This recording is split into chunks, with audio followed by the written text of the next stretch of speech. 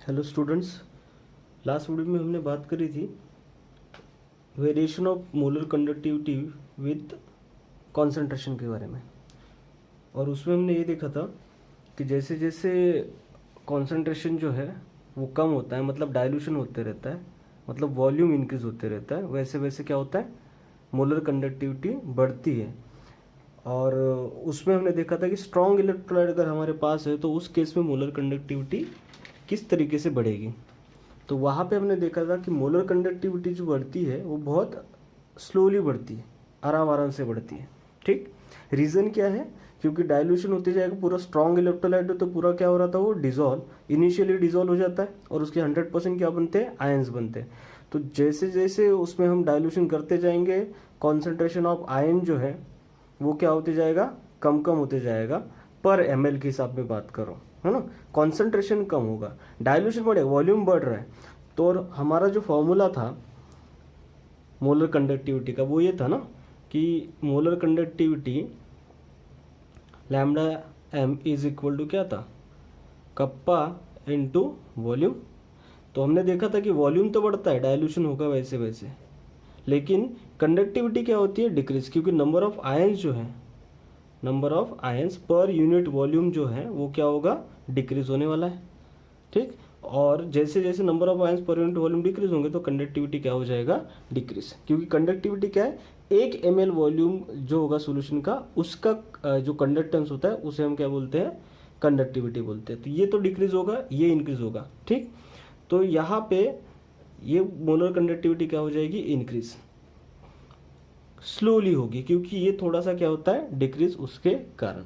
ठीक है, अब हम बात करेंगे आज के वीडियो में कि वीक अगर इलेक्ट्रोलाइट हमारे पास है तो उस केस में मोलर कंडक्टिविटी किस तरीके से वैरी होगी। अच्छा, तो वीक इलेक्ट्रोलाइट हो या स्ट्रॉन्ग इलेक्ट्रोलाइट हो, जैसे कि मैंने पहले वीडियो में भी बताया था कि इलेक्ट्रोलाइट कोई भी हो, वीक हो या स्ट्रॉन्ग हो, मोलर कंडक्टिविटी बढ़ने ही वाली है। ठीक, किसके साथ, कॉन्सेंट्रेशन डिक्रीज के साथ, या फिर हम बोलेंगे डाइल्यूशन के साथ में। अब वीक इलेक्ट्रोलाइट के केस में कैसे होगा, क्या वो स्लोली बढ़ेगी या फिर वो एकदम फास्ट बढ़ेगी, उसको हम देखेंगे। तो होता ये है कि वीक इलेक्ट्रोलाइट जब हम लेते हैं और उसका अगर हम हाई कॉन्सेंट्रेशन लेते हैं इनिशियली, तो हाई कॉन्सेंट्रेशन जब रहता है तो वीक इलेक्ट्रोलाइट का लो डिग्री क्या होता है, डिसोसिएशन। अगर उसको हमने किस में लिया है, हाई कॉन्सेंट्रेशन में लिया है। ठीक, अब डिग्री ऑफ डिसोसिएशन आपको पता है, केमिकल इक्विलिब्रियम जो हमने टॉपिक 11 में देखा, उसको याद करिए, आपको थोड़ा याद आ जाएगा कि डिग्री ऑफ डिसोसिएशन अल्फा होता है ना, रिप्रेजेंट करते थे। इसको हम क्या बोलते थे, मान लो कि डिग्री ऑफ डिसोसिएशन हम किसकी बात करें, एसिड की। तो ये degree of dissociation of acid क्या होगा, यहाँ पे आएगा अमाउंट ऑफ आयंस जो बनेंगे किससे, एसिड से, और नीचे यहाँ पे क्या होगा, इनिशियल अमाउंट ऑफ क्या होता है, एसिड। ठीक, अच्छा, ये अमाउंट ऑफ आयंस मतलब भी क्या है, amount of acid that is ionised, amount of acid ionise, ये कितना हुआ है, अपॉन क्या आएगा, इनिशियल अमाउंट ऑफ एसिड आएगा। तो इनिशियल अमाउंट ऑफ एसिड तो हमें पता होगा, ये वैल्यू फिक्स होगी, इनिशियल कॉन्सेंट्रेशन जो हम लेंगे। अगर ये इनिशियल कॉन्सेंट्रेशन यहाँ पे हाई है ना, तो डिग्री ऑफ डिसोसिएशन ऑब्वियसली क्या होगा, 0 होगा। या फिर आप उसको ऐसे देखिए कि हमारे पास फॉर्मूला था ना कि alpha degree of dissociation is equal to under root of क्या था, इक्विलिब्रियम कांस्टेंट या फिर ionisation constant of acid upon क्या था, ये सी, दैट इज कॉन्सेंट्रेशन। तो इससे हमें क्या पता चल रहा है कि जैसे जैसे कॉन्सेंट्रेशन ये सी बढ़ेगा वैसे वैसे अल्फा क्या होने वाला है, कम। यही हम बात करें कि वीक इलेक्ट्रोलाइट के केस में हाई कॉन्सेंट्रेशन पे लो क्या होता है, डिग्री ऑफ डिसोसिएशन होता है, और डिग्री ऑफ डिसोसिएशन लो होगा तो अभी हमने देखा कि डिग्री ऑफ डिसोसिएशन लो होना मतलब अमाउंट ऑफ आयन जो बनेंगे वो क्या रहेंगे, कम, क्योंकि न्यूमरेटर क्या रहेगा, कम, तभी ना अल्फा की वैल्यू क्या हो जाएगी, कम, क्योंकि डिनोमिनेटर तो वैसे रहने वाला है। ठीक है ना, तो यहाँ पे डिग्री ऑफ आयनेशन कम होगा तो नंबर ऑफ आयंस कम होंगे, नंबर ऑफ आयंस कम होंगे तो कंडक्टिविटी जो है ना, कंडक्टिविटी जो होती है कि कप्पा हमारा वो क्या हो जाएगा, कम, और ये कम होगा तो ऑब्वियसली हमारा मोलर कंडक्टिविटी क्या रहेगा, कम रहेगा, क्योंकि वॉल्यूम भी कम रहेगा। रीज़न क्या है, कॉन्सेंट्रेशन है, डाइल्यूशन नहीं रहेगा तो वॉल्यूम भी क्या रहेगा, कम। तो कप्पा भी हमारा कम रहेगा, वॉल्यूम भी हमारा कम रहेगा, तो मोलर कंडक्टिविटी भी क्या रहेगी, कम ही रहेगी, so molar conductivity pi M will be less. ठीक, लेकिन जैसे जैसे हम कॉन्सेंट्रेशन को क्या करेंगे, डिक्रीज करेंगे, मतलब डायल्यूशन करेंगे, वैसे वैसे डिग्री ऑफ डिसोसिएशन क्या होगा, बढ़ेगा। ठीक, और number of ions in total volume of solution क्या होगा, बढ़ेगा, विच इंक्रीजेस मोलर कंडक्टिविटी। तो होगा क्या कि जैसे जैसे हम डायल्यूशन करेंगे, जैसे जैसे क्या करेंगे, हम डायल्यूशन करेंगे, तो डायल्यूशन करेंगे तो क्या होगा, वॉल्यूम बढ़ेगा। ठीक, वॉल्यूम बढ़ेगा तो हमारे पास फॉर्मूला तो यहाँ पे है कि वॉल्यूम बढ़ेगा तो भाई मोलर कंडक्टिविटी बढ़ने वाली है। लेकिन यहाँ पे एक एडिशनल चीज़ भी हो रही है, क्या कि वॉल्यूम तो बढ़ रहा है और डायल्यूशन के साथ साथ अल्फा की वैल्यू भी बढ़ रही है ना, क्योंकि कॉन्सेंट्रेशन क्या हो रहा है, डिक्रीज। तो कॉन्सेंट्रेशन डिक्रीज होगा डायल्यूशन के कारण। ठीक, अल्फा की वैल्यू क्या होगी, इंक्रीज, और अल्फा की वैल्यू का इंक्रीज होना मतलब अमाउंट ऑफ आयंस की वैल्यू क्या होगी, इंक्रीज। तो आयंस का कॉन्सेंट्रेशन बढ़ेगा सॉल्यूशन में, और आयंस का कॉन्सेंट्रेशन बढ़ेगा तो कंडक्टिविटी जो है हमारी, कंडक्टिविटी जो है हमारी यहाँ पे ये भी क्या होगी, इंक्रीज। और कंडक्टिविटी इंक्रीज हो रही है, वॉल्यूम भी इंक्रीज हो रहा है, तो ये मोलर कंडक्टिविटी भी क्या होगी, इंक्रीज, लेकिन थोड़ा सा ज़्यादा होगी as compare to strong electrolyte के केस में, क्योंकि स्ट्रॉन्ग इलेक्ट्रोलाइट के केस में वॉल्यूम बढ़ता था लेकिन कंडक्टिविटी क्या होती थी, कम। यहाँ पे वॉल्यूम भी बढ़ रहा है और कंडक्टिविटी भी क्या हो रही है, बढ़ रही है, तो मोलर कंडक्टिविटी क्या होगी, बढ़ते जाएगी और एकदम फास्ट बढ़ेगी, स्लोली स्लोली नहीं बढ़ेगी, है ना, क्योंकि स्ट्रॉन्ग इलेक्ट्रोलाइट में क्या रहता है, एक बढ़ रहा था तो एक कम हो रहा था, यहाँ पे दोनों क्या हो रहे हैं, बढ़ रहे। तो इसका मतलब ये है कि यहाँ पे मोलर कंडक्टिविटी एकदम फास्ट बढ़ने वाली है। ठीक है, तो यहाँ पे देखिए कि जैसे जैसे हम इनफाइनाइट डायल्यूशन तक आएंगे, मतलब कॉन्सेंट्रेशन अप्रोक्सीमेटली कितना होगा, कोई भी हमारे पास जो इलेक्ट्रोलाइट होगा उसका 0 होगा, तो उसका डिग्री ऑफ डिसोसिएशन कितना हो जाएगा, 1 की तरफ जाएगा, क्योंकि पूरा का पूरा वो आयनाइज हो जाएगा, वीक इलेक्ट्रोलाइट, क्योंकि बहुत ज़्यादा डायल्यूशन तो भाई आयनाइजेशन तो उसको बहुत 100% होगा और डिग्री ऑफ डिसोसिएशन क्या होगा, 1 हो जाएगा। ठीक, सो हम ये बोल सकते हैं यहाँ पे कि इतने हायर डायल्यूशन पे हम के जो है इजीली मेजर नहीं कर सकते, बहुत ज़्यादा इनफाइनाइट डायल्यूशन होगा ना 100% आयनाइजेशन करने के लिए, जब डिग्री ऑफ डिसोसिएशन क्या होगा, 1, तो उस टाइम पे हम कंडक्टिविटी को एक्यूरेटली मेजर नहीं कर सकेंगे।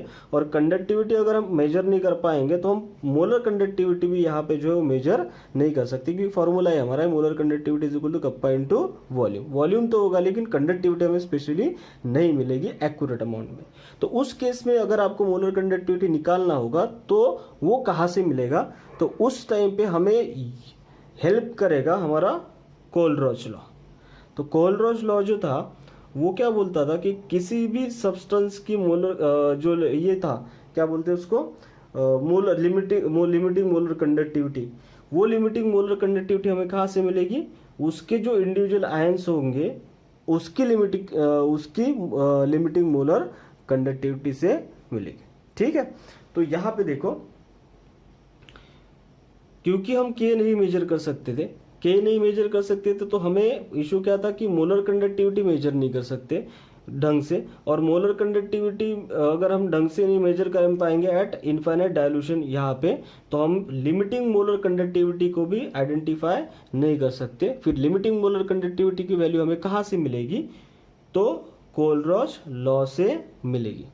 ठीक है, तो कोलरॉच लॉ हमने देखा, इसका एप्लीकेशन में भी देखा था हमने कि इसका एप्लीकेशन क्या है कि वीक इलेक्ट्रोलाइट के केस में ये हमें हेल्प करता है ना, लिमिटिंग मोलर कंडक्टिविटी को आइडेंटिफाई हो जाएगा, और इसके थ्रू हम डिग्री ऑफ डिसोसिएशन जो होगा किसका, वीक इलेक्ट्रोलाइट का, उसको भी कैलकुलेट करेंगे। तो एप्लीकेशन में हमने देखा था। ठीक, अब यहाँ पे देखो, जो डिग्री ऑफ डिसोसिएशन है उसको किस तरीके से रिप्रेजेंट किया है, with the help of molar conductivity and limiting molar conductivity. तो अल्फा जो है डिग्री ऑफ डिसोसिएशन वो होता है molar conductivity upon limiting molar conductivity. तो ये है मोलर कंडक्टिविटी एट कॉन्सेंट्रेशन क्या, C, अपॉन ये limiting molar conductivity eight concentration कितना है, 0।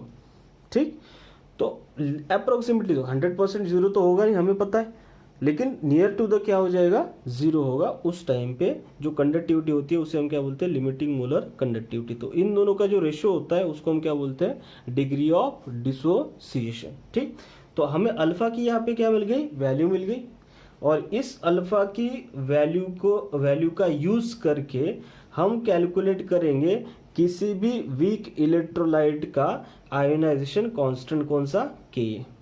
तो ये भी हमने एप्लीकेशन में देखा था कि विद द हेल्प ऑफ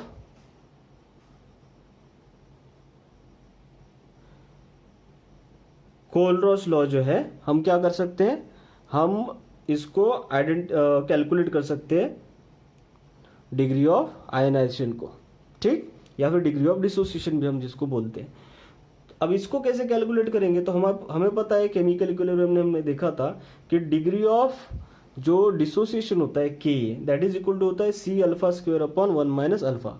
ठीक है, थोड़ा सा रिवाइज करिए केमिकल इक्विलिब्रियम को, आपको पता चलेगा। ठीक, सी अल्फा स्क्वायर अपन क्या होता है 1 माइनस अल्फा। अब आपको जस्ट क्या करना है, ये जो हमने अल्फा की वैल्यू यहाँ पे ली हुई है molar conductivity upon limiting molar conductivity, इसको यहाँ पे जस्ट पुटअप करना है। मतलब अल्फा की जगह पे हम क्या पुटअप करेंगे, lambda M upon lambda not M को पुटअप करेंगे तो हमें ये मिलेगा K is equal to C into lambda square upon lambda not का square into 1 minus lambda upon lambda not, मतलब molar conductivity upon limiting molar conductivity. ठीक, इस इक्वेशन को हम सॉल्व करेंगे तो ये हमें इक्वेशन मिलेगा फाइनली। मतलब ये पायम जो इधर चला जाएगा, ठीक है, फिर पायम नीचे बचेगा तो इसको क्या करेंगे ऊपर भेजेंगे, तो ये एक पायम पाई नॉट और एक पाई नॉट क्या हो जाएगा, कैंसिल हो जाएगा। ठीक, तो फाइनली हमें क्या मिलेगा, C into pi square upon pi not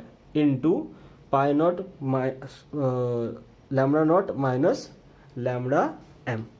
ठीक, तो हमें जो इक्वेशन यहाँ पे मिलने वाला है वो क्या है, K is equal to C into lambda square upon lambda not M into lambda not M minus lambda M. ठीक, तो ये हमें फाइनल क्या मिल गया, इक्वेशन। इस इक्वेशन को आपको याद रखना है, ये किसके लिए है, फॉर डिग्री ऑफ आयनाइजेशन या फिर डिसोसिएशन। ठीक,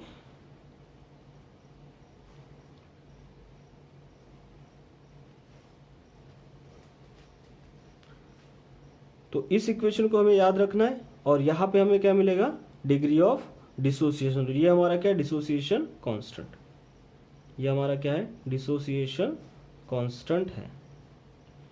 ठीक है, तो ये हुआ हमारा किसके बारे में, variation of molar conductivity with respect to weak electrolytes, weak electrolyte के केस में। ठीक है, अब हम इसके ऊपर के कुछ न्यूमेरिकल जो है उसको सॉल्व करेंगे।